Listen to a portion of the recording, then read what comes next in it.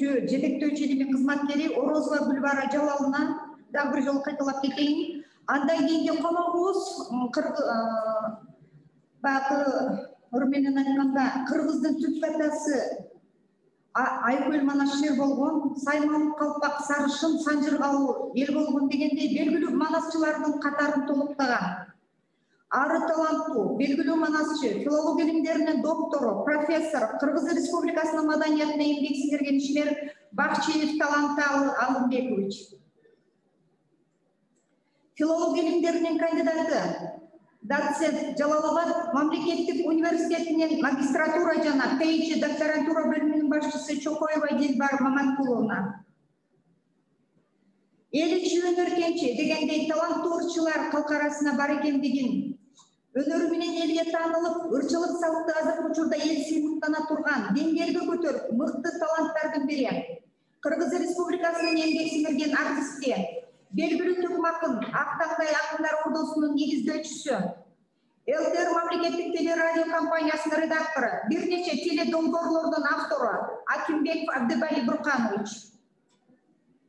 Маданияттын мыкты кызматкери, Тоголук Молдонун 160 жылдык маракесине республикалык төкүмү акындардын айтышындагы баш байгенин ээси, көптөгөн айтыштардын жеңүүчүсү жана катышуучусу, 6 тилде төгүп ырдаган белгилүү төкүм акыныбыз Идрис Айтбаев. Берсек, филология илимдеринин доктору, Кыргыз Республикасынын Улуттук илимдер академиясынын жетектөөчү илимий кызматкери Гүлбара Жалаловна да. Гүлбара Жалаловна, сиз азыр бул жерде барсызбы?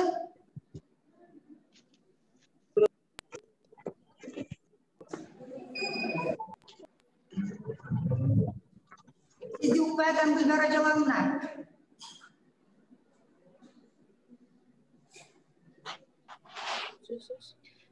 Meni görüp atasınlar kızlar. Ben sizleri görüp yatam. Biraz çoğulup gitti.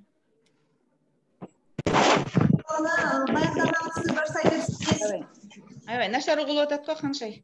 Salamat. Başlayın, dur otasın. Kesipleştir. Bugünkü konferansiyanın katışucuları, bugünkü de şartta konferansiyanı online türünde uyuşturup atkan sizlerge çok rahmat. Sizlerden tegi sunuşunlarım boyunca algaç oşol bu yıl 20. yılı bir kitap, 21. yılı bir kitabım çıktı. Oşol prezentatsiyası yaptı okul bir sıra sunuşunlar boyunca aytı bereyim. Ondan keyin bugünkü problemalar boyunca dağı söyleyiveririz. İlmi makala degen nerse bol ilimdin dağı bir tarmağı olup eseptilet. Oşol koğumdoğu her türlü köylülerge jaraşa ün koşu maksatında ilimdin her bir tarmağındağı problemalarga jaraşa degende anan uşul makallar yazılat. Mına oşondoy 38 yıldan beri yazılgan makallar tandap oşol jıynakka kirgizim ele bul jerde ilmi makalların jıynağı publisistikalık anan konferensiyaдағы bayandamalar dep oşolor tandap turup buga kirgizgem.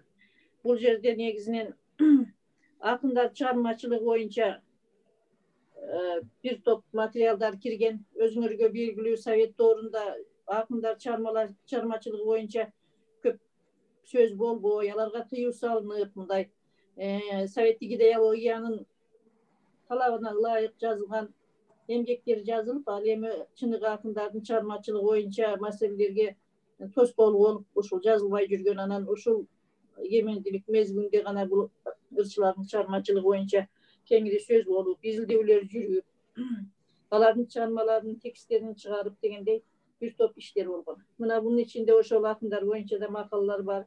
Anan bayağı bizden folkloristikanın magistraldık teması olgan Manas eposu boyunca ağa baylanışlı problemalar boyunca bir top makallar var. Oşolor gerekli kıskası folkloristika boyunca, Kırgız madaniyatı, tarixi boyunca yazılgan işler kirdi. Çin-Çin'ine kelgende azırkı күндө жаңыча көз карашта изилдөө деген өз колго алынып атат. Совет орунда советтик идеологияга жараша изилденген баардык материалдар. Азыр деген өзүбүздүн улуттук көз караштан, улутубуздун негизги түпкү максаты Negizi boyunca kolga alınıp uşular negizinen izildöөгө alınat. Anan ekinci kitap bolsa tegi folklorduk janrlardan özgöçölügü degen. Bunda jalan folkloristika boyunca ilimi izildöөлөр kirgen. Bizim çınını aytkanda Sovet doğrunda dili, andan keyin dili Manas Uykusuna özgöçö köңүл burulup, anan izildөөчүлөр dagı oşol Manas temasına köýrөөк kayrılıp, folkloristikanın kalgan janrları boyunca izildөө ötö seyrek jüröt da, bul fakt. Anan çın-çınına kelgende bizden folklorduk çıgarmalar, bizden eldeki ozgeçki çıgarmalar ötö bay. Başka bizim koşuna өлkөлөрgө karaganda bizde janrlardan bardyk türü ötö kеңир önükкен. Anan jakşı elin arasından dagı jakşı jıynalgan. Bul materiallar boyunca Sovet doğrunda bunday her bir janr boyunca birden izildöөлөр jürüp, birden tema boyunca bir janrga bir kandidat kişi arnalıp degendey uşunday ötö seyrek izildengen, al эми egемендүүлүк mezgilinde деле folklordun uşu janrlarına tilekke karşı ötö köңүл burulbayt. Ankeni birinciden bu folkloristika ötö tatal ilim, bunday karaganda. Anın degen taýatın taanyp, aňdap izildöөнүn özü tatal bolot dagı, anan jaşlar ilimge kızıkkandar ança köp köңүl bura berбейт. Kolu kalsa dagı keyin taştap salışat mına. Men özümdün tajribamda körüp jürüm. Oşon üçin bizde folklordun köptөгөн janrlar boyunca izildөө jönü ile turat.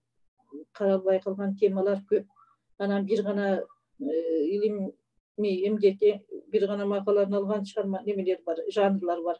Oşon üçin bugünkü kündө folkloristikanın izildөөчүлөр kalgan janrlarına dagı köңүl burulup oşol bardığın kol kalsak abdan jakşı bolmak. Men muну bir topton beri aytıp kelatam. Azыр эми özübüzgө bаарыбызга түшүнүк болуp болгондой ilimge köp деле köңүл burulbayt. İlimnin bakı ketken mezgil, mamleket tarafından dile köp dele mani berilbeyt. Anan tirücan bolgondan keyin akça karajatı jaşoo kerek, aylığı az. Oşon üçin ilimge azır jaşlar az kelet, ilimge kızıkbayt. Oşon bir köptөгөн uşunday problemalarыбыз turup turat azırınca. Anan ança kızıgıp kеңир izildegendile azır akırkı mezgilde akındar çarmacılığı menen manas bolup atat. Mına uşolundoy köýgöylörde eske alıp men özüm tüzdön-tüz folkloristikanın bardyk janrlar menen işlegen adis bolgon üçin bul kitepke oşol köptön beri işlep jürgen ilmi emgeklerdi kirgizim. Misalı Baldar folkloru degen Baldar folklorunun janrlyk sastavı jana alan poetikası degen monografiyam жазганмын. Бул жерде жалаң ошо балдарга арналган чыгармалардын бардык түрүн камтылып, классификацияланып, изилденип берилген. Андан тышкары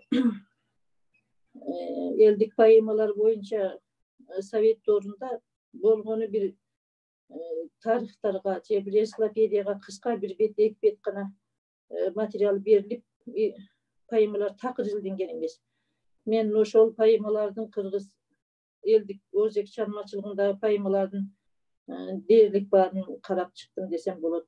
Türk ellerine ortok poemalar degen özünçö türü var. Kandidat dissertasiya жазган anan özümüzdün folklorda nukra kırgız eldik poemalары var ötö köp 15-20. Mına uşulardın bardyğı izildebalardın tarixi, historizmi, köptөгөн probleması, poetikası karalıp жазылган emgekler kirdi. Andan tышкары tarihi insandarga arnalgan çağırmalar bulup folklorda. Oşolor boyunca dagı bir töp söz bolup bul jerde oşol materiallardın negizgileri kirdi desem bolat azınç. Bul ilmi emgekке. Oşol aytayın degen manan temany abdan jakşı toora tandap alıp tursunlar. Azыр adisler dagı süýler. Altında çıkarmacılık boyunca çın-çınına kelgende azır jakşı işler işteldi. Biz degen muну 14-жылдан 20-жылга чейин улуттук программа иштелип чыккан кыргыз тили жана кыргыз тил саясаты деген. Ошол программанын алкагында бүт бардык манастын калган биздин колжазмалар фондусундагы бардык варианттарын тексттерин даярдап басмадан чыгардык. Андан тышкары акындардын бүт дээрлик бардыгынын тексттери чыгармаларын басмадан чыгып баш сөздөрү менен изилдени олар боюнча диссертациялык иштерде жазылып жатат. Ал эми фольклорду Мурда Совет доорунда 39-жылдан баштап жанагындай кенже эпостор, Манас эпосунун кенже эпостор текстери чыгып жүргөн. Бул жолку ошо программанын алкагында биз кол жазмалар фондусундагы баардык жанрлардын толугу менен басмадан чыгардык, баш сөздөр менен. Андан тышкары ар бир областка бирден дагы китеп арнап, мисалы жанрларды изилдегенде айрым материалдар кайсы бир жанрга баш ийбей, кайсы бир жанрга кирбеген үчүн калып калат да. Ошон үчүн толук калган материалдар деле чыгып калсын деп, анан 7 областта, мисалы Ысык Көл областындагы элдик өзек чыгармачылыгы, Ош областынын элдик өзек чыгармачылыгы, Жалал Абад областынын өзек чыгармачылыгы деп китептерди чыгардык. Бул жерде эң көп жыйналган Жалал Абад областы экен, ал 2 том болгон, калгандарын баарын 1 томдон кылып. Мына ошентип кол жазмалар фондусундагы материалдардын баары жарыяланды. Муну эмне үчүн айтып атам?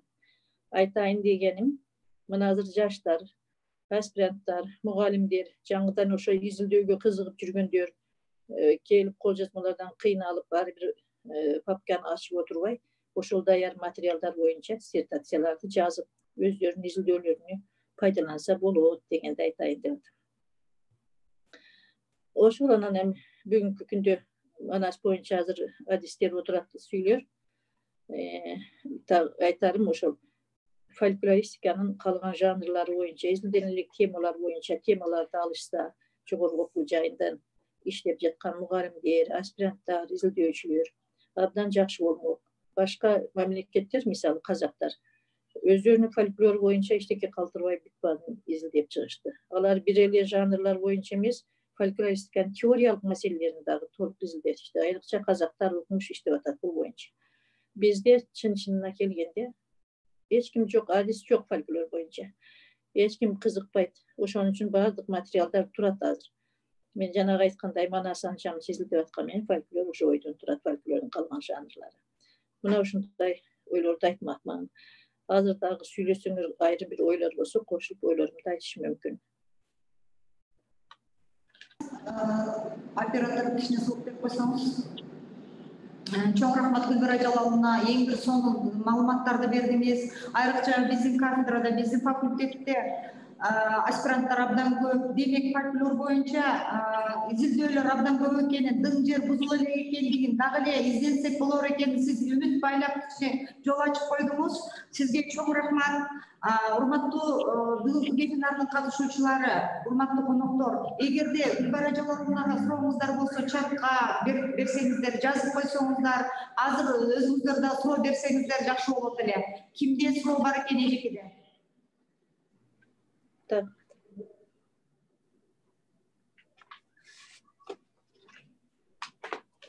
Сурооңуздар барбы? Урматтуу катышуучулар.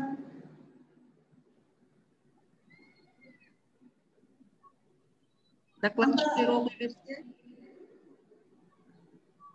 Анда Гүлбара Жалаловна бул вебинардын аягына чейин болсоңуз керек. Суроолор болуп калса, дагы түшүп калса беребиз. Сизге сөз буйруса. Анда эмесе ошондой суроо жооп менен болсо абдан жакшы, кызыктуу болот да. Жакшы, рахмат. Чоң рахмат сизге. Анда кезекте мындай деген ырмени баштасак деп турам. Манастан алган сабакты үйрөнүп бир топ санатты. Бабам Манас балдары, ого эне, адам ата кандары. Ыраазыбы сагынбай ата арбагы дегендей. Анда эмесе сөздү филология илимдеринин доктору, профессор, белгилүү манасчы, Кыргыз Республикасынын маданиятын эмгек сиңирген ишмер Бакчиев Таланталы Алымбековичке берели. Таланталы Алымбекович, сиз азыр байланышта барсызбы? Анда эмесе сөз сизде, Таланталы агай. Угулуп атабы, саламатсыздарбы дагы бир жолу? Угулуп атат агай. Угулуп атат, урматтуу кесиптештер, урматтуу коллегалар, урматтуу студенттер, кесиптештер дегеним мен менен бирге сахнада жүргөн акындар, манасчылар болсо манасчылар, бүгүнкү вебинарга чакыргандыгыңар үчүн Ош мамлекеттик университетинин филология факультетине мен ыраазычылык билдирем. Рахмат сиздерге. Ишиңер илгери болсун. Чоң рахмат. Студенттериңер келечекте биздин кыргыз элинин тилине дагы, маданиятына дагы, адабиятына да күйгөн инсандардан болсун. Эми тема боюнча айтканда, мыйзам ченемдүүлүк иретинде буга чейин Мухтар Ауезов сыяктуу, Жыр Мунский сыяктуу окумуштуулар айтуучулук өнөр бул бара-бара сүзүлүп өзүнүн доорун токтотот деген пикирлерди айтып келген. Бул пикир өзгөчө Мухтар Ауезовго таандык эле. Ар бир манасчы менен ар бир манасчынын өмүрү өтүп, анан өнөрү менен коштошуп, өмүрү менен коштошуп кетери менен эле болду. Айтуучулук өнөр ушуну менен токтоду деп Саякбай Каралаевке карата дагы, Шаабай Азизовго карата дагы айтылып келген эле. Бирок Кудайга шүгүр, бүгүнкү күндө дагы бизде айтуучулук өнөр, айтуучулук искусствосы жашап келе жатат. Албетте башка элдерге, өзгөчө биз менен тектеш элдерге салыштырмалуу биз мындай бир жогорку деңгээлде турабыз десек болот. Өзгөчө Сибирь элдерине салыштырмалуу, Борбордук Азиядагы элдерге салыштырмалуу азыркы күндө нагыз айтуучулук өнөргө ээ элдер мына өзбек эли менен кыргыз элине таандык. Сибирь элдеринде болсо бул өнөр сүзүлүп бара жатканда, мынакей соңку 10-15 жылдан бери кайра калыбына келтирүү аракеттери жүрүп жатат. Бул Хакас элинде, Алтай элинде, тилекке каршы Туба элинде айтуучулук таптакыр токтоп, азыр мындай бир бетке кармаар көрсөтө турган же тааныштыра турган айтуучулары жок. Муну өздөрү деле мойнуна алып, өздөрү деле айтып жатат, жазып жатат. Өзгөчө айтуучулук өнөрдү өнүктүрүү, сактап калуу боюнча Якут эли өтө чоң иштерди жүргүзүп келе жатат. Өзгөчө мындай бир керек болсо эл аралык деңгээлде. Бул мындай бир мактаарлык аракеттер, бирок мындай аракеттер бизде дагы 90-жылдары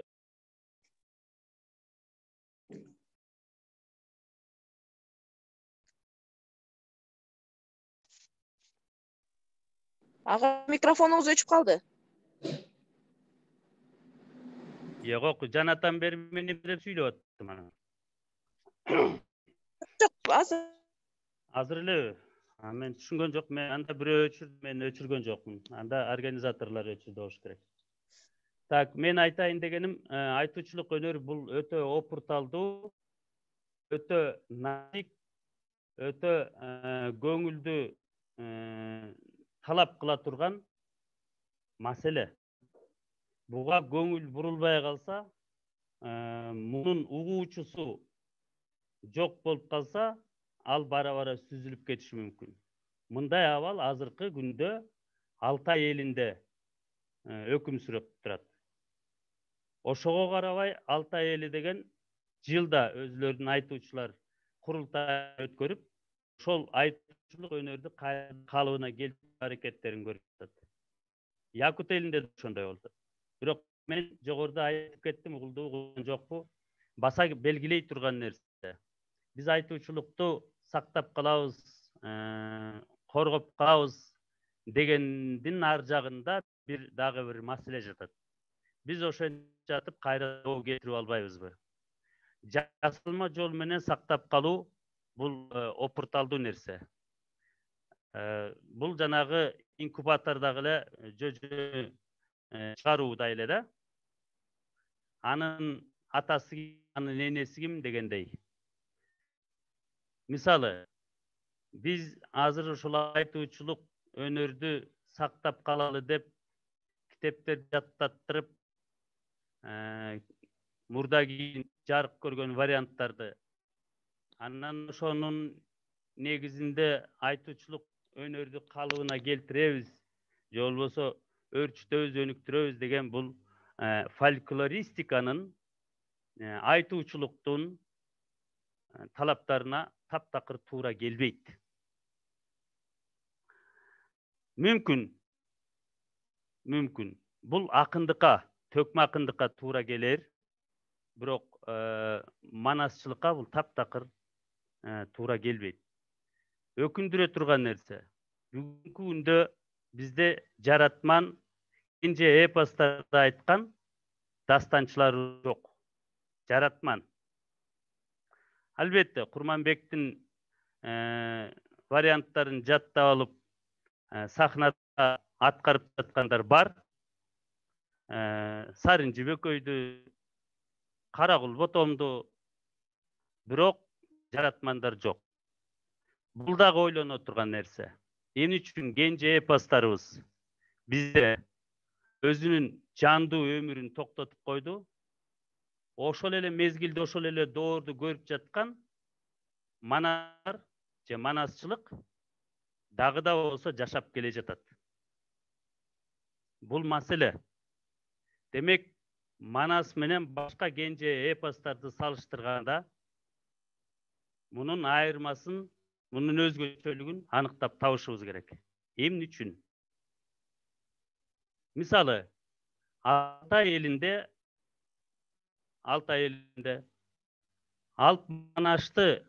манашты айткан кайчылар азыр жок. Бирок жаттап айткандар бар. Хакас элинде Алтын арык эпосын айткан кайчылар, же болбосо нымакчылар деп коеталар. Нымакчылары жок. Бирок жаттап айткандар бар. Алардын ичинен белгилүү бир 30-тай, 40-тай эпостор болсо алардын ичинен кайсы бир эпосты жаратып, өз алдын вариантын түзүп айткан кайчылары, нымакчылары бар. Демек, менин оюмда ар бир эпоска кенжеде бизде кенже анан улуу эпос деп бөлүштүрүп атабыз. Жалпы жонунан алганда эпостарга ар бирөөнө өзгөчө мамиле кылуу керек. Ар бир эпостун өзүнүн бир кандайдыр бир өзгөчөлүгү да бар. Эмне үчүн биздин кенже эпостарыбыз жандуу түрдө жашабай калды?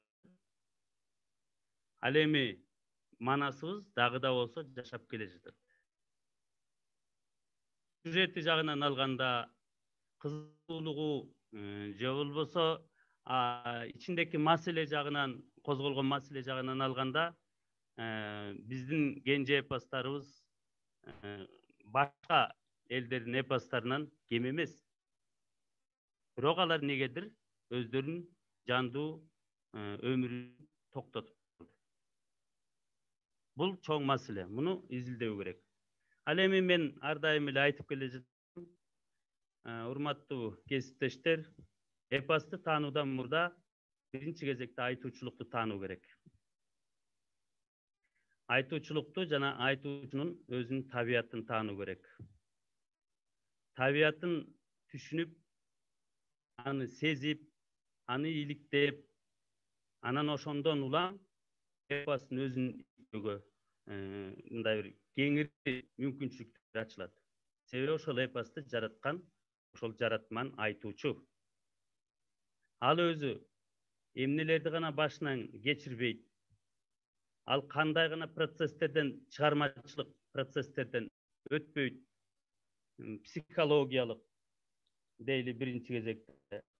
Мына ошолорду түшүнүп, анан иликтегенден кийин биз эпостун табиятын түшүнүүгө мүмкүнчүлүк ала алабыз дейм да. Албетте, бүгүнкү айтуучуларды 150 же 100 жыл мурдагы айтуучуларга салыштыруу мүмкүн эмес. Себеби ал кезде кайсы бир деңгээлде бир эпикалык мейкиндик да болгон, мезгил болгон, жашоо шартыбыз дагы болгон, төп келген азыркы өнүгүү илимий техникалык жетишкендиктердин прогресстин негизинде айтуучулук кайсы бир деңгээлде түзүлүп бара жатат. Ал жана биз айткан классикалык формасынан ажырап баратат. Бирок ошого карабастан бизде бул бар. Мен муну баса белгилеп айта алам. Борбор Азияда, Сибирь элдеринде, ушул элдерде айтуучулук жашап келген, салттуу түрдө кече жакында гана бир 20-30 жыл мурда эле алардын акыркылары өтүп кеткен. Ошолорго салыштырмалуу биздики Кудайга шүгүр биздин абалыбыз. Бирок абалыбыз дурус экен. Ушунубуздан жазбайлы деп отура берсек, ал дагы туура эмес. Буга сөзсүз түрдө мамлекеттин колдоосу керек. Сөзсүз түрдө колдоосу керек. Бирок анын дагы ар жагында бир маселе жатат. Биз ал өнөрдү колдойбуз деп бузуп албайбызбы деген дагы маселе жатат. Бузуп албайбызбы дегенде, мисалы Кытайда деген Кытай Республикасындагы жана 182 миң кыргыздын ичинен эмне деген манасчылар, 100дөн ашык манасчы. Азыркы күндө. Аларды коктоп атат мамлекет, стипендия төлөп берип атат. Мында бир салттуу классикалык формадагы манасчылар, ошол эле Сатып алды, Жусуп Мамай сыяктуу манасчылар, алар стипендия албай эле ушунда 80-90 жылдары өзүнүн өнөрүн сактап келген. Ал эми стипендия төлөдү дегенде, колдоого алынды дегенде, ошол колдоо илинип калалы. Бул жерде материалдык кызыкчылыкта анан жок жерден эле айтуучулар пайда болуп, жаралып, аркасынан түшүп, ошонун айынан жасалма айтуучулар пайда болуп атат да. Ал эми жасалма менен анан салттуу айтуучуну биз эми манасчы кеп кылып аткандыктан, манасчынын айырмасы асман менен жердей. Муну дагы эске алыш керек деп мен түшүнөм. Негизинен айтарым ушул. Мен жанагы жогоруда модераторубуз баса белгилеп айтты. Бул биздин ааламды каптап турган ковид оорусу бул бир адамзатка бир сынакта болуп турат да. Ушул учурда деген ар ким өзүнүн тегине, ар ким өзүнүн түпкү маданиятына жан сактап кала турган, жан дүйнөнү сактап кала турган мүмкүнчүлүктөрүнө кайрылыш керек го дейм да. Биз бул боюнча бир неки проектлерди жүргүзгөнбүз 11-жылдардан бүгүнкү күнгө чейин өткөрүп келе жатабыз. Ошондо эле биз бир сезгендейби, туйгандайбы ушул маселелерди көтөргөнбүз. Элди сактап кала турган кандай руханий мүмкүнчүлүктөр бар деген. Азыркы ааламдашуу доорунда, мисалы, Европа элдери канча улуттан турат, канча этностон турат. Бирок алардын айырмасы да билинбей калды. Француз ким, датчаны ким, немиси ким, итальянец ким. Маданияты бирдей болуп кетти. Алар өздөрүн өздөрү азыр айырмалабай калды. Себеби кыз алышып, кыз беришип калды. Маданияты да аралашып кетти. Мунун мүмкүн жакшылыгы бардыр, жакшы жактары. Бирок андай болсо, иденттүүлүктү эмне кылабыз? Атам замандан бери ата бабабыз алып келе жаткан маданиятты, тилди эмне кылабыз? Үрп адат салтты эмне кылабыз? Руханий баалуулуктарды эмне кылабыз? Алар азыр кайра аркка кайтууга мүмкүнчүлүгү болбой калды Европа элдеринен. Мүмкүн тамак ашында бир аз айырмачылыгы бардыр. Тили дагы керек болсо баардыгы дээрлик англис тилдүү болуп калды. Бизде Кудай жылга булнан көп жагынан бир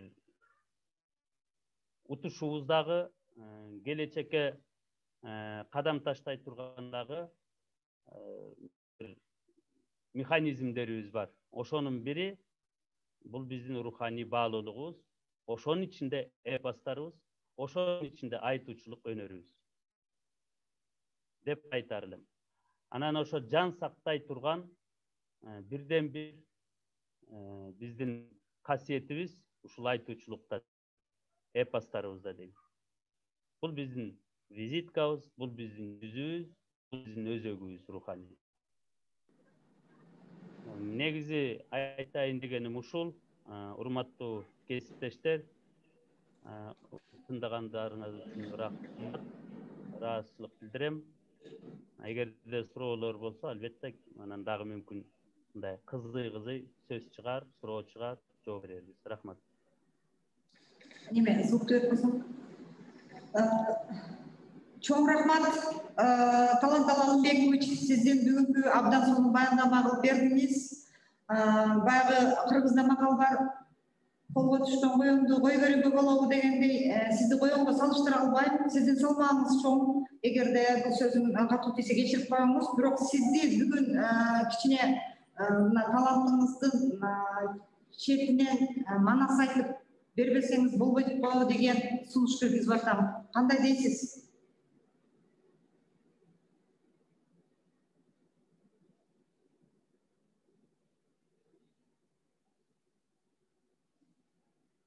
Агайдын үнү чыкпай калдыбы? Ооба, жок. Мен өзүм өчтүм. Жарайт.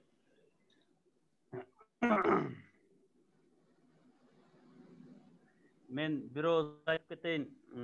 Илим академиясынын кол жазмалар фондунда бир 4-5 окуя азыр тапшырылган.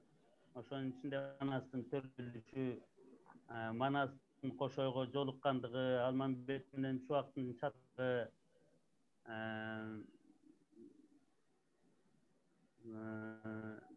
Чыңгожонун Толтойдун жомогу деген сыяктуу айрым бир окуялар тапшырылган кол жазма түрүндө. Андан сырткары Алмамбеттин жомогу жана Манастын ашы деген эки чоң окуя китеп болуп жарык көргөн 11-ci жана 13-cü жылдары. Эми бул деген форма, мен ушундай деп түшүнөм. Бул форма, бул текст гана, кургак текст. Мындай жандуу угуудан, жандуу айтуудан артык эч нерсе жок айтуучулукта. Кээ бирөө айтып атат, биз Манас укканда деген бир кандайдыр бир өзгөчө абалга дуушар болобуз. Кандайдыр бир психикалык же болбосо физиологиялык бир өзгөрүүлөргө дуушар болобуз деген. Буга таң калыштын кереги жок. Бул бар нерсе, бул мындай бир ишене турган нерсе, келечекте керек болсо изилдене турган нерсе. Себеби айтуучунун сөзү, айтуучунун үнү, тексттин өзү адамга таасир, сюжет дейли, адамга таасир бербей койбойт. Мына эми мен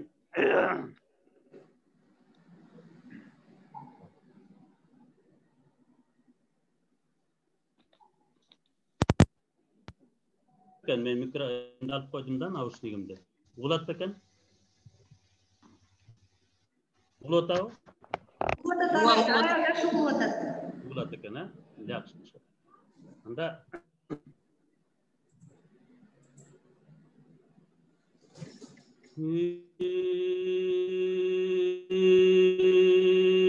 gece görgün gün yok, aldam çengek düğüne düğüne bu bugün görgön erten yok uşunday elem düğüne şok kalkatası karıya karı koşu yolluya karmasılık yüzünde asayında tay toru Alpar, evlerde aytıp koyçu, öçürsün mikrofonu. çok kominken tay toru kaynağanı sık çöldürgün kavağı biyik toğurgün aşu aşıp taş baskan anık tulpa tay toru o öz tügizip o jetpey tulpar dep kanıştı tay toru amingizip avan bakay güjalın o şol gezde jarıktık kanın keydin uzatıp kan kodası kayıp kalı bu karşarına bir boruk uzdatıp jolazı kakandatıp amanat hep ballanı kanın keydi attantıp aytıp turat kürdüngü aylanayın ardağım mene tindallayın kaysı birini aytayın aylanayın kanışım semetey sağan amanat uçurup isen camanatı atandın görücüyen arvıdı menet günügü karıp kalgan men albay kırçınday bolgun şerde algan aljıp kalgan men albay ay kölmana şerde algan Kudaydın kalıstığı bar beken 12 yılday gütörmün 12 yılda gelbesen ümitümdün üzörmün devşinti ver bakay atağana tünüye ağını tunluk darıya akılın ulu karıya ukumuz menen olsun çaykagan aldın Allah'ın avvaken ezilkini baykagan aytıp durduğanmışka o şu gezde kanın key çımınday canı çırkırap coşparday burkurap özün görgün innesin kaynenen desem on boyun özünüm de görümün çıyırdı da yennesin tay toruğa mingizip tomolon çuçağı var 99 carşı var yine kellep kanın key çıyırdığını hasaldığını mınnaşanda karrasan caratkanda callını canı giyip parlatat ne yemini kıynadın Şudavi kegöve şeykaram Şıyvut koçkor törtam Adı vay gül vay yaltaram Özün görgün baycakıp Kaynatamdı zor kıldın Min şordunu kor kıldın Alacat manna sallacat Candı kuday jaratat Gerek olgun uçurda al canındı kayralat kanteyin koygan teyin men görgündü gördü dev oşondan ayhan key aykölün aytıp çakırat kağılayın göjalım koku yemi kanteyin kanda yayla teriyin gülüktün belin aşalvay kayran Nen gannetin güyüvinin baz salvay jorgonun billin arşalvay jodura vinen baz salvay Anı yeyip çırkırap getip parat kördüngü kanteyin koygan deyin nege meni gem kıldın uşun altarandığına kokuy şer kıldın deyip boldu. Чоң рахмат агай Таланталы Өлбекович. Бир жагынан илимди, бир жагынан манасчылык өнөрдү 2 жыл бир биткизгенде кошо алып жүрөсүз. Мындай талант, мындай жөндөмдүүлүк кандай кездешет? Абдрахман агай менен сиздин ушул жагыңыз бир аз окшошуп кетет. Чоң рахмат агай. Агайга болгон суроолоруңуздар болсо чатка жазып коюңуздар, сурамыз сиздерден. Андан кийинки кезекте Жалал Абад мамлекеттик университетинен филология университетинин магистратура жана PhD докторантура бөлүмүнүн башчысы, филология илимдеринин кандидаты, доцент Чокоева Дилбар Маматулловнага берилет сөз. Дилбар эже, барсызбы? Бармын. Саламатсыздарбы? Эмне кылып жатабы? Биле берейин, угулуп атабы? Анда барыңыздар саламатсыздарбы, урматтуу коллегалар. Анан мен бул Гүлжан мага сунуш кылганда мейли кыргыз казак төкмөчө азыркы төкмөлөрү боюнча окшоштуктары жана айырмачылыктары боюнча сүйлөп берейин деп сөз бердим эле. Анан эми бул менин темам башка, мен проза боюнча иштейм. Төкмөчүлүктүккө, манасчылыкка мындай дилетант катары, ушу күйөрмөн катары эле кызыгып жүрөм. Ошон үчүн баягы төкмөлөрдүн айтыштарын, башка эмелерин мен көп карайм. Ошон үчүн мейли сүйлөйүн деп ушул чоң жоопкерчиликти мойнума алдым. Бирок бул полный илимий изилдөө эмес да. Төкмөчүлүк өнөр бул өзү кыргызстандагы бир өзгөчө манасчылык менен тең турган өзгөчө мааниси чоң, мааниси болгус өнөр болгон. Төкмөчүлүк өнөр өзү байыркы кыргыздардын турмушунда абдан чоң милдетти, абдан чоң функцияны аткаргандыгын биз кыргыздар баарыбыз эле жакшы билебиз. Ушу төкмөчүлүк боюнча доктордук диссертация жактаган Абдыбу Босканов, маркум Абдыбу Босканов деген менин курсташым төкмөчүлүктү бул синкреттик өнөр деп баа берген да. Бул чындыгында эле ошондой. Анткени төкмөчү деген бир эле учурда акын, философ, тарыхчы, ырчы, күүчү, куудул, артист, актер болуп кеткен. Анткени ушулардын баардыгын бир өзүндө айкалыштыра алган көп адамдар чыккан элдин арасынан, жана ошону менен адамдарды өзүнө кызыктырып, ошону менен элдин тарыхын таанытып, жаштарды тарбиялоодо, маданиятты өнүктүрүүдө жана башка иштерде абдан көп өздөрүнүн салымдарын кошушкан. Биз эми Токтогулдан берки акын төкмөлөрдү таанып калдык. Алардын анча мынча айткандарын, үнөн, тигемелерин угуп жүрөбүз. Калгандары болсо кагаз жүзүндө гана маалымат катары бизге жетип атат. Мына ошол Токтогул өзүнүн көп кырдуу, көп жактуу талантты, ишмердүүлүгү менен өз мезгилиндеги төкмөлөрдүн баарын тегерек баарынын башын кошуп, өзүнчө бир төкмөчүлүктү өнөрүнүн сересине чыгып, ошол өнөрдө кармап тургандыгы белгилүү. Булар баягы бири-бирине барып, мисалы барпы адеп чыкканда Токтогулга жетсем, жеңи жокко жетсем деп ошолорго жетип, өзүн сынатып, тигеме кылган. Ушинтип төкмөчүлүк өнөрү өрчүп жүрүп отурган.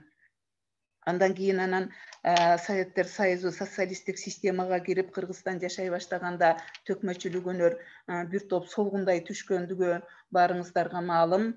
Мында деле ошол Аширали Айталиев, Туганбай Абдиев, Эстебес Турсуналиев, андан кийин чыгармачылыгын улаган Замирбек Үсөнбаев, биздин Рахматулла акабыз, Абдубали агайлар болуп чыгармачылыгын улап ушул кезге келишти. Бирок как раз ушу неме СТС Турсуналиевдердин жаш чыгармачылыгы күчөп турган бул мезгилде төкмөчүлүк өнөр бир топ тартылып, тизгинделип, алар чыгып каалаган темада сүйлөй албай төкмөчүлүк өнөр бир топ буулган болчу. Эгемен алгандан кийин бул өнөрдө атайлап мунун маанисин билген адамдар, Садык Шер баштаган адамдар айтыш фондун уюштуруп, кайра бутка тургузуунун аракети бир топ кыйлап өзүнүн жакшы натыйжасын берди. И ошол арага Элмирбек сыяктуу баягы даркан таасын таланттын келип калгандыгы бул баягы Садык Шердин баштаган иш аракетин өркүндөтүп, өстүрүп, кадимкидей жолго киргизди десем жаңылбайт болушум керек. Мен ушу азыркы кыргыз-казак төкмөлөрүнүн окшоштуктары жана айырмачылыктары дегенде ушул кыргыздардан Элмирбектен, анан кийин казактардан Айнура Турсунбаевадан бери карай айрым бир төкмөлөрдүн бир өзүм байкаган өзгөчөлүктөрү менен окшоштуктары жөнүндө сөз кылсам. Менин байкаганыма караганда азыр казак төкмөсү аябай өнүгүп жатат. Себеби алар жана Идрис өзүнүн сөзүндө айтып өттү, бир жылда бир араң эме болуп атат бизде депчи.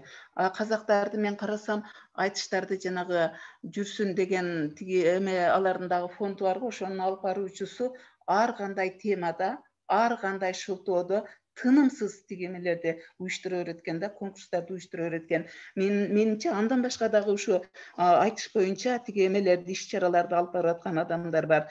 Ошентип казактын жаштары катуу айтышып атат, балдарынан жигиттеринен кыздары, кыздарынан жигиттери өтүп, ар түркүн тематикаларда, анан кийин ар түркүн формаларга неме кылып, көбүнчөсү шоуго айлантып жиберип дагы жатышат. Мунун жакшы жагы бул жаштарды көбүрөөк өзүнө тартып атат, көрүүчү жаштарды дагы, ошондой эле эл арасынан чыккан айтуучу жаштарды дагы көбүрөөк чыгарып жаткандай эми. Албетте баягы казак эли бизге караганда саны боюнча көп, сан сапатка өтөт дегендей, анан алардын экономикалык мүмкүнчүлүгү дагы жогору, жанагыдай чоң айтыштарды тез уюштуруп, түрдүү айтыштарды тез уюштуруп турууга мүмкүнчүлүктөрүнүн болгону, ошону колго алганы казак төкмөлөрүнүн жакшы өнүгүшүнө эме коюп жатат, мүмкүнчүлүк берип жатат. Бул бир жагынан. Экинчи жагынан өткөндө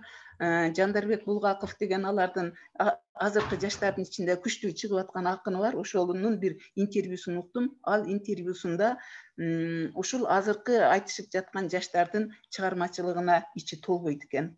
Анын айтуусу боюнча, ал өзүнөн мурунку чыккан, буларда мурунку муун, ал муунду мен анча тааныбайт экенмин, ошол муун аябай жакшы чыккан. Алардын сөздөрүнүн мындай мааниси болгон деп, ар бир акындын өзүнүн айткан сөздөрүнүн ырларынан абдан көп мисалдарды келтирип жатат да. Булгаковдун азыркы өзүнүн замандаш теңтуш төкмөлөрүнө болгон нааразылыгы биз көбүнчөсү мааниге басым бербей эле, мазмунга басым бербей эле, баягы көзгө көрүнгөн нерсени айтып, жеңил желпи айтышка өтүп алдык дегендей өзүнүн оюн айтып атат. Анан алардан мен байкаган дагы бир жакшы көрүнүш, көпчүлүгү өзүнүн стилин тапкан. Ал неме мен көпчүлүгүн эмесин көрбөсөм дагы, өздөрүн көрбөсөм дагы, үнүн уга электе эле домбурасын черткенинен тааныйм. Бул Жансай экен, бул Максат Аканов экен, бул тиги Сара Токтомусова экен деп тааныйм. Көпчүлүгү өздөрүнө таандык стиль менен, өздөрүнө таандык күй менен чыгып жаткандары. Мен муну кыргыз төкмөлөрүнөн балким жаңылып аткандырмын, анча байкай элекмин. Ар кандай чыкканда, ар кандай оңго салышып, өздөрүнүн стилин таап, Элмирбекке окшоп же Жеңишбек Жумакадырга окшоп өздөрүнүн стили менен ырдагандар аз болуп атат. Ошол Жандарбек менен Жандарбек Сара менен болгон бир айтышында мындай деди да, сен өзүңүн стилиңи таппайсыңбы, сен кыргыздардын Усмонкул Бөлөкбаев деген акыны болгон.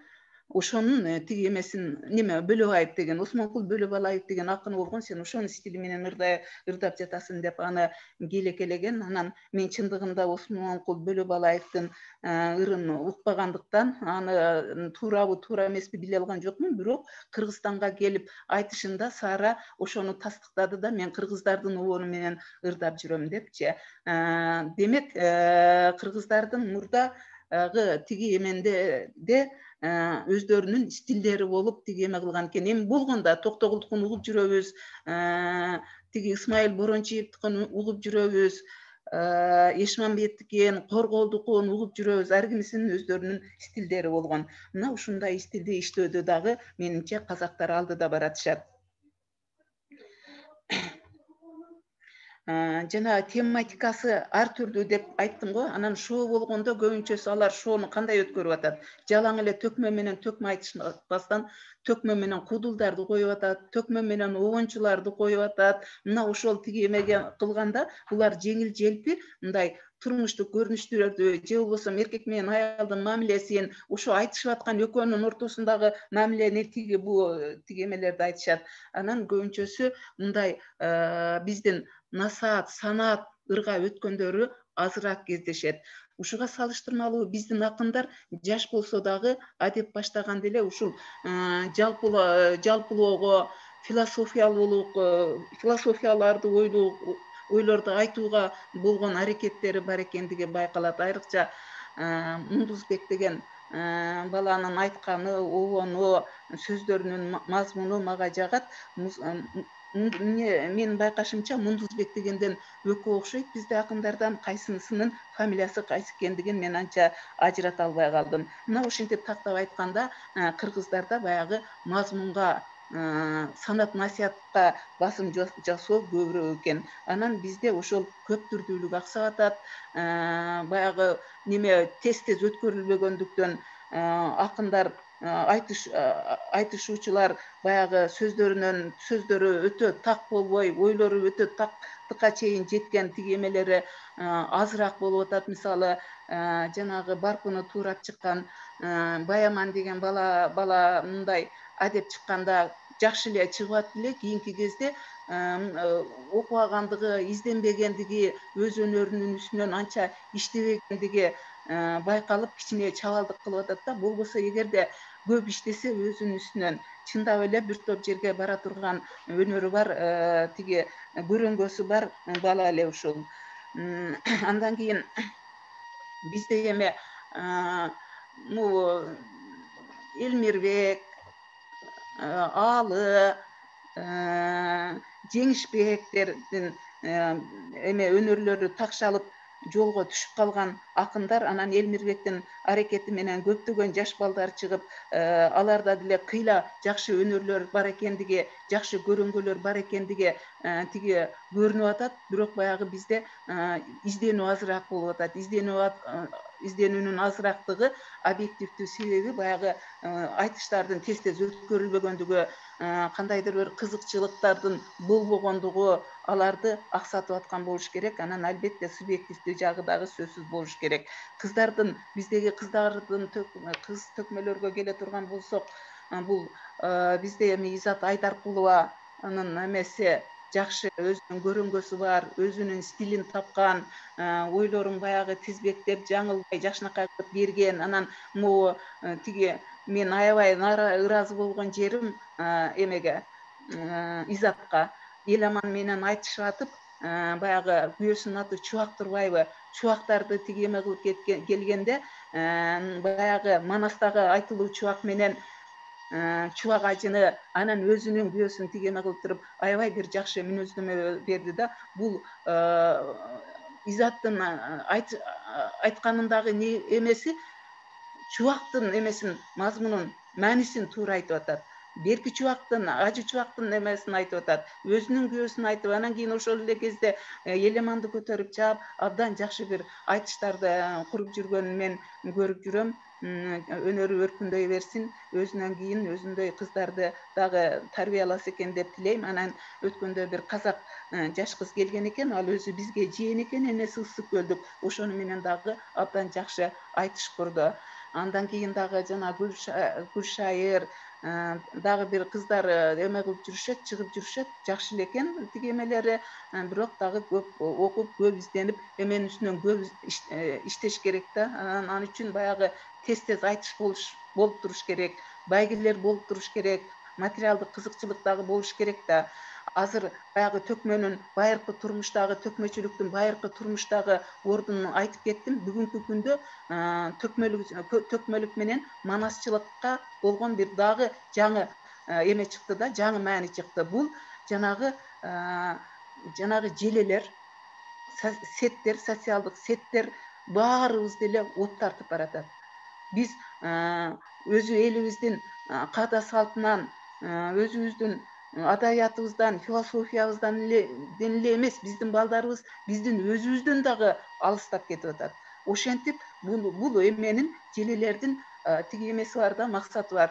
Таталдуу көчмөндү даярдаган. Элим, жерим, өзүмдүн тилим, башкам деп ойлонбой эле, кайсы жерде комфорт жашоо болсо, ошону издеп кете бере турган таталдуу көчмөндү даярдап атат да. Мына ошол көчмөндө ошондой таталдуу көчмөндөн сактап, кыргыздын кыргыз болуп калышында жана таланталы абдан жакшы бир сөз айтты, улуттук иденттүүлүк депчи. Мына ошол улуттук иденттүүлүктү сактап калууда ушул төкмөчүлүктүн, анан кийин манасчылыктын орду аябай чоң деп билем да, мен ошентип ойлойм. Ошон үчүн ушул эки өнөрдү өнүктүрүүгө биздин мамлекет дагы, анан биздин жанагы тиги байлар дагы көңүл бурса абдан жакшы болот эле. Эми бул боюнча айта турган сөздөр аябай көп. 1.25'te okşayt, alıp koyup durma, 1.5 ile de.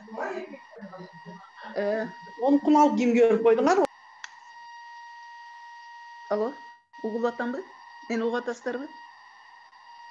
Жакшы угуп атат, сүйлөй бериңиз.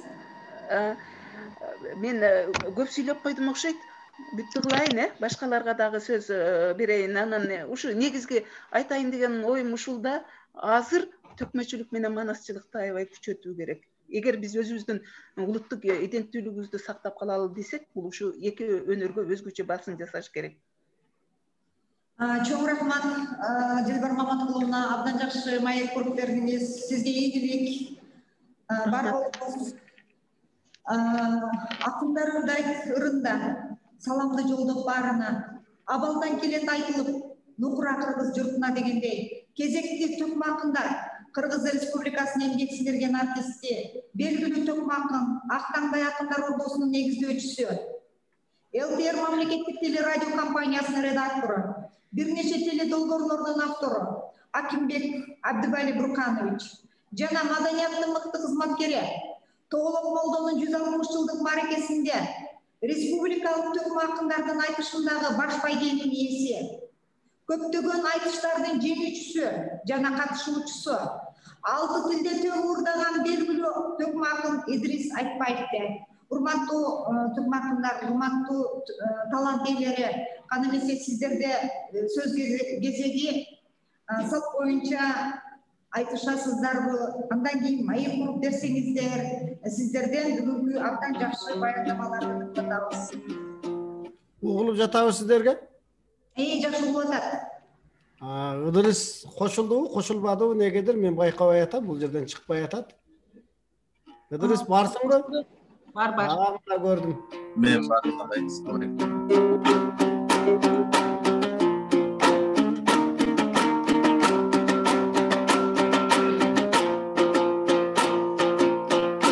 Hamandıq surayım jalpыңдан, baştayın akın saltıdan. Bayatan bağlı sözler aytıldı, dene boyun balkıgan. Geçen doğurdun elestep Eceken ağay Karaç'ın akılına kantıgan Ey göldele bayradan bayra birigi bulbusu Bülbülü tuşun tamçıdan Alemin osmunun cemaati Manasçılık tökmölük halkında kanday bolgun dep Bayırkın ata babamız saltında kanday bolgun dep Geçen kılım qarıtkan Kırgızstın arkında kanday bolgun dep Har kimisi baykasan kokmuştular özünçe Karaka karapayım kalkımız Kadalı oşol sözünde Alemin akım menem manasçım Allah'ın bergen tilinde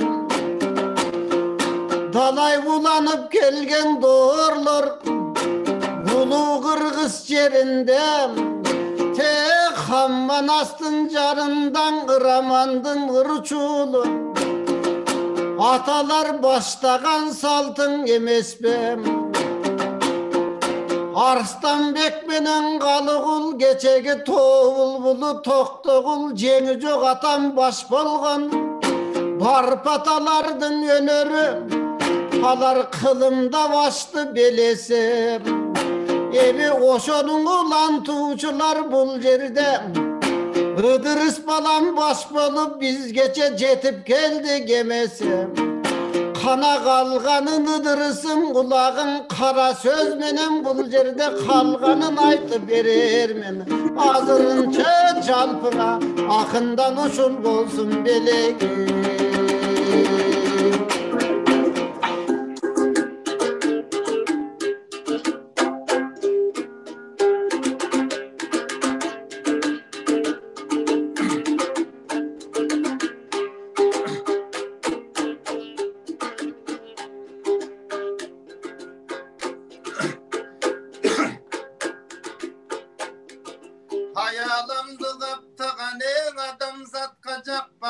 pandemiya baleket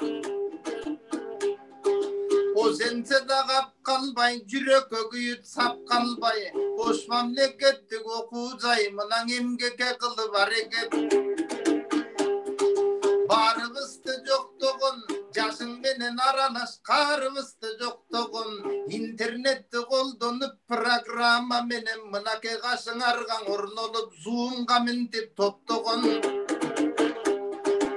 Razımın aytayın Bugünkü bolgon olturuş bir başkaça bolup kaytayın Haydısın bir yılda bir bolsa da Mınavınday seminar bolup tursun aysayın Eyvallah Eyvallah Efirge girip kalganda Gülbarada yiyecekken gülün terip sözdürdün seminer berip barganda Hırasımın ırahmat sonun malumat taralganga Артынан өскөчө атына заты жарашкан таланттай болгон агабыз талантын бизге тараткан манасын угуп жакканда атаңдын көрү дүнүйө айлантып ийип дастанга эң эле сонун энергия айымдан таралды бактыбызга кыргыздын талант бир аган жаралды андан кийин дил бардай дилинен чыкты сөздөрү карап олтурсам өнөрүбүз өркүндө бийиктикти көстөдү дал ушундай баарыбыз ушул жерге келгенде күндү кудай бергенде ыраазымын калайын баарыңардан буйруса сабакты көп калайын такшадып жүрүп бир күнү мен да бийиктикке барайын ана тоонуң асманда жылдыздай болуп жанайын бир кезде кашыраны тууганбай эстегендей мен дагы элескерип эртеге тарых бетте канайын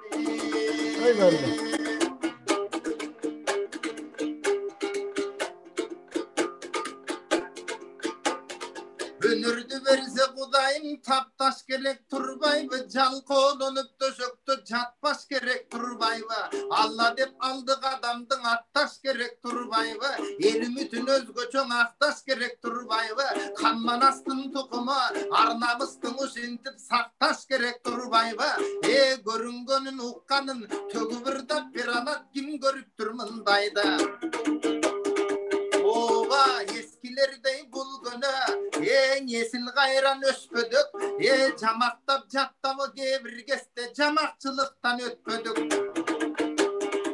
Эң элмикем устат устатын эл эскерип эмгече сыздап ыйлап жатпайбы, эң арманы болот алганы болот бергендин, атканы болот мергендин, Элмирбек устат өлгөн жок, кадың элди кубантып мынан аркасына мен келдим. Абдыке мына баш болуп, калгандары каш болуп, мага окшогондор жаш болуп, бул өнөрдүн өзгөчө кубаттайлы сактайлы, ансыз деле бул өндөр элим карап койбосо майдаланып жатпайбы, атаңдын көрү дүнүйө акырында бакындык талкаланып жатпайбы, андан көрү кечекем жана дил бар эжемге айтты, аз бир жылда бир эле болуп аткан айтышты, акырында көбүрөөк өткөрөлү деп айтты, мына мындай айтышты, керек болсоң интернеттен көп көрөлү деп айтты, ооба алып болсоң аны неге айтты, керек болсо мисалы казактан бери кел айтты. Ооба казактарды көп көрөм, айтыштарын эк чиркин көрүп делең бүтө албайм. Кээде сагынасың эк чиркин айтышка барып түшө албайм. Анседаң айтыштарын бааладым, биздин дагы бул өнөр өркүндөшүн кааладым. Эң ойлогон ойдуң ал бирок кыстаган турмуш бул күнү кыйнап эле жатпайбы, көп акындар эк чиркин, жерге мына наны жок, же кубаты жок, жаны жок, окурга мынан илим жок, кие турган кийим жок, сөздөрүнүн аны жок. Ойлогон ойдуң ушинтип кыстаган турмуш жеңгенде, акындык таштап акындар канаалап жумуш издеп келгенде, өнөрү чиркин өсө албайт, башкалардан өтө албайт, ошондуктан келеле колунда бар байманап, илимдүүлөр керекпи, илим поздор ушинтип бизге сабак береле, сабакты көп алады, такшадык мына буюрса бийиктикке барады, кыргыз менен казакка теңчүлүк болгон өнөрдү элим менен ушинтип эптеп сактап калалы.